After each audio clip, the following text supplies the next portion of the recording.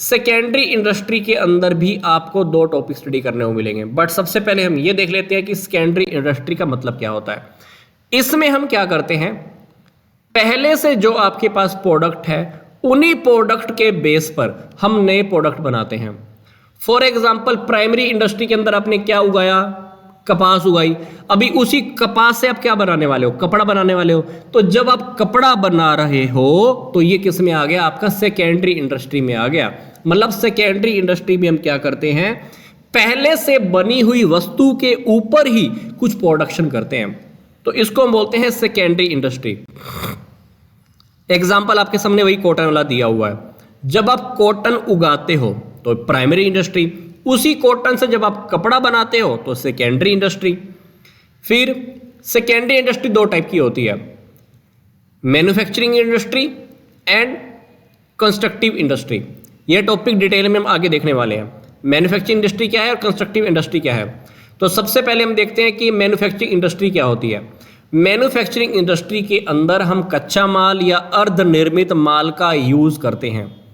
Help किसकी लेंगे, इंसानों की या मशीनों की। हम मशीनों और इंसानों की हेल्प से कच्चे माल और अर्ध निर्मित माल मतलब सेमी फिनिश्ड मटेरियल के ऊपर काम करते हैं, जिसके बाद हमारी कोई ना कोई चीज बन जाती है।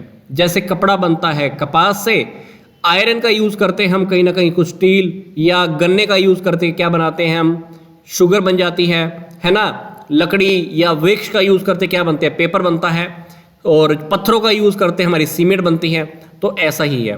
तो मैंने फैक्ट्री लगा दी, फैक्ट्री के अंदर मैंने लोगों को लगा दिया, मशीनों को लगा दिया, वो क्या बना रहे हैं, कपास से धागा बना रहे हैं, है ना। गन्ने की फैक्ट्री के अंदर क्या होता है, गन्ने से क्या बनता रहता है, कहीं ना कहीं शुगर बनती रहती है, चीनी बनती रहती है। तो इस तरह से हमारे पास ये मैन्युफैक्चरिंग इंडस्ट्री काम करती है। अब मैन्युफैक्चरिंग इंडस्ट्री के अंदर जो सबसे पहले हमारे पास आता है वो है एनालिटिकल इंडस्ट्री। एनालिटिकल इंडस्ट्री के अंदर क्या होता है, इस इंडस्ट्री के अंदर हम एक ही प्रोडक्ट से काफ़ी सारी प्रोडक्ट बना लेते हैं। हमारे पास एक प्रोडक्ट होता है, उस प्रोडक्ट में से काफ़ी सारे प्रोडक्ट हमारे निकल जाते हैं। जैसे अगर आप कच्चे तेल की बात करो तो कच्चे तेल में से पेट्रोल निकल जाएगा, डीजल निकल जाएगा, गैसोलीन निकल जाएगी। तो इन चीज़ों का प्रोडक्शन हमारा हो जाता है। अब इसी तरह से हमारी होती है अगली प्रोसेसिंग इंडस्ट्री। प्रोसेसिंग इंडस्ट्री के अंदर क्या होता है, जब भी आपको किसी भी चीज़ का प्रोडक्शन करना है तो उसके ऊपर काफ़ी सारी प्रोसेस होती है। Machine number 1, machine number 2, machine number 3, काफ़ी सारी मशीनों में से प्रोसेस होकर हमारा प्रोडक्ट रेडी होता है। जैसे चीनी मिल के अंदर चीनी की बात करें, अब चीनी डायरेक्ट थोड़ी ना रेडी होती होगी, एक मशीन में चीनी बनी, फिर दूसरे में साफ हुई, तीसरे में थोड़ी सी और साफ हुई, तो ऐसा कोई ना कोई काम प्रोसेस में होकर निकलता है। तो इसको हम बोलते हैं प्रोसेसिंग इंडस्ट्री, जिसमें काफ़ी सारी प्रोसेस हमारी लगती रहती है। जैसे इन्होंने एग्जाम्पल दिया भी हुआ है, manufacturing sugar from the sugar cane. इसी तरह से हमारी जो थर्ड इंडस्ट्री है इसी के अंदर, इसको हम बोलते हैं सिंथेटिक इंडस्ट्री। इसके अंदर क्या होता है, हम काफ़ी सारे कच्चे माल को, अलग अलग तरह के कच्चे माल को यूज करके एक नया माल रेडी कर देते हैं। मतलब 3-4 चीजें हम मिक्स करके ना एक नया माल रेडी कर देते हैं। जैसे आपने देखा होगा, चूना है, पत्थर है, जिप्सम है, कोयला है, इन 3-4 चीजों को मिलाकर हम क्या रेडी कर देते हैं, सीमेंट रेडी कर देते हैं। तो सिंथेटिक इंडस्ट्री के अंदर क्या हुआ, 3-4 चीजें मिक्स करके एक नया प्रोडक्ट बन गया, तो दैट इज सिंथेटिक इंडस्ट्री। फिर इसी तरह से हमारा है असेंबलिंग इंडस्ट्री।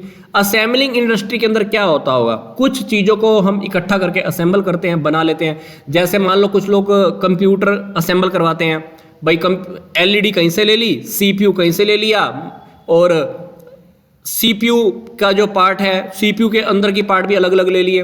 अब फॉर एग्जांपल मैं कार की कंपनी की बात करूं, अब कार की कंपनी सारी चीज़ खुद थोड़ी ना बनाती होगी। टायर कहीं से ले लिए, बोनट कहीं से ले लिया, डीजल कहीं से ले लेते होंगे, इंजन कहीं से ले लेते होंगे, बॉडी कहीं से ले लेते होंगे। सारी चीज़ें अलग अलग यूज़ करके उनको असेंबल करके क्या रेडी कर देते हैं, कार को रेडी कर देते हैं। तो ये असेंबलिंग इंडस्ट्री होती है। तो ये चारों की चार इंडस्ट्री को मैं फिर से रिकैप कर रहा हूँ। एनालिटिकल इंडस्ट्री में क्या होता है, एक ही प्रोडक्ट से काफ़ी सारे प्रोडक्ट निकल जाते हैं। प्रोसेसिंग इंडस्ट्री में क्या होता है, एक प्रोडक्ट काफ़ी सारी प्रोसेस में से निकलकर फिर रेडी होता है। सिंथेटिक इंडस्ट्री में क्या होता है, काफ़ी सारे अलग अलग प्रोडक्ट को मिलाकर एक नया प्रोडक्ट बनता है। असेंबलिंग इंडस्ट्री में क्या होता है, कुछ चीज़ों को मिलाकर हम कुछ चीज़ों को असेंबल करके कोई ना कोई प्रोडक्ट रेडी करते हैं, दैट इज असेंबलिंग इंडस्ट्री। ये था हमारा मैन्युफैक्चरिंग इंडस्ट्री। मैन्युफैक्चरिंग इंडस्ट्री के बाद हम क्या स्टडी कर रहे हैं, कंस्ट्रक्टिव इंडस्ट्री। अब कंस्ट्रक्टिव इंडस्ट्री कैसी होती है, सोच के देखो। जैसे आपने देखा होगा कि आपके सिटी के अंदर फ्लाईओवर रेडी होते हैं, बिल्डिंग बनते हैं, हॉस्पिटल बनते हैं। तो कंस्ट्रक्टिव इंडस्ट्री के अंदर क्या होता है, इस इंडस्ट्री के अंदर कुछ ना कुछ कंस्ट्रक्शन के काम चलते रहते हैं। जैसे आपने देखा होगा कि लोग सीमेंट का, लोहे का, ईंटें या लकड़ी को यूज़ करके क्या बनाते हैं, बिल्डिंग बनाते हैं, फ्लाईओवर बनाते हैं, रोड बनाते हैं, है ना, बांध बनाते हैं। तो ये सारी चीज़ें प्रोडक्शन में कहीं ना कहीं बनती रहती है, कंस्ट्रक्शन इन चीज़ों का होता रहता है।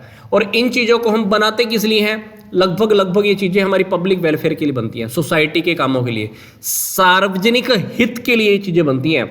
तो ये होती है कंस्ट्रक्टिव इंडस्ट्री। तो कंस्ट्रक्टिव इंडस्ट्री के अंदर सिंपल सी बात है, हम काफ़ी सारी चीज़ों का यूज़ करके पब्लिक के वेलफेयर के लिए कुछ ना कुछ बनाते रहते हैं। तो इसमें ईंटें, लकड़ी, सीमेंट, ये सब चीज़ें यूज़ होती रहती हैं और पब्लिक वेलफेयर के लिए चीज़ें बनती हैं।